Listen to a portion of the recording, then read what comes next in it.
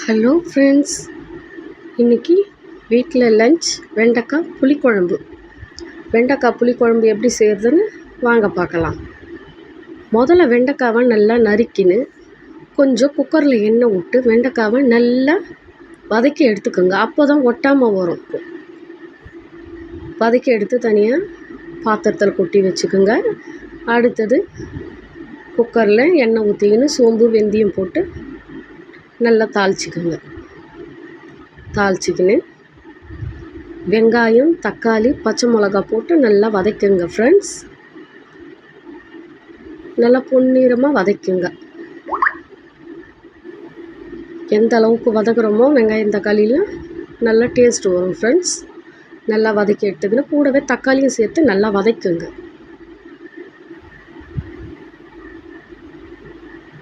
தக்காளி வதங்கிறதுக்கு 1 ஸ்பூன் மஞ்சத்தூளும் கல் உப்பும் சேர்த்து போட்டு வதக்குங்க. தக்காளி சீக்கிரமாக வதங்கிடும் ஃப்ரெண்ட்ஸ்.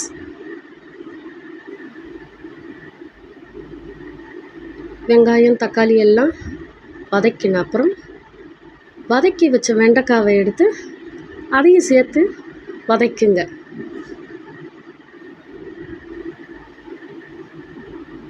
நல்லா வதக்குங்க ஃப்ரெண்ட்ஸ். எந்த அளவுக்கு எண்ணெய் ஊற்றி வதக்குறோமோ வெண்டைக்காய் அந்த அளவுக்கு புளிக்குழம்புக்கு டேஸ்ட்டு நல்லாயிருக்கும் ஃப்ரெண்ட்ஸ். உங்களுக்கு காரம் எவ்வளோ தேவையோ அந்த அளவுக்கு 1 ஸ்பூன் மிளகாத்தூள் 1 ஸ்பூன் தனியாத்தூள் நல்லா சேர்த்து வெண்டைக்காவோடு சேர்த்து வதக்குங்க ஃப்ரெண்ட்ஸ்.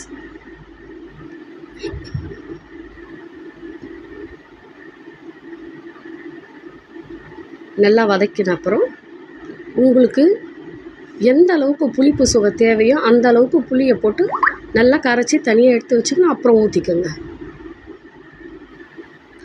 அதையும் வெண்டைக்காய் கூட ஊற்றி நல்லா வதக்குங்க ஃப்ரெண்ட்ஸ்.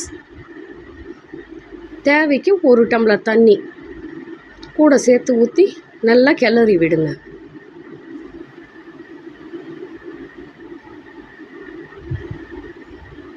நல்லா கிளறி விடுங்க.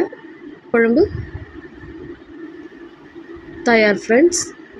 பாருங்கள், 1 விசில் வச்சுக்கோங்க ஃப்ரெண்ட்ஸ். குக்கரில் செய்கிறவங்க எப்போவுமே 1 விசில் வச்சுக்கோங்க. ரொம்ப அதிகமாகலாம் வைக்காதீங்க. 1 விசில் வச்சாலுமே கரெக்டாக இருக்கும் அந்த பதம். 1 விசில் வச்சு ஓப்பன் பண்ணிக்கோங்க. வெண்டைக்காய் புளிக்குழம்பு தயார்.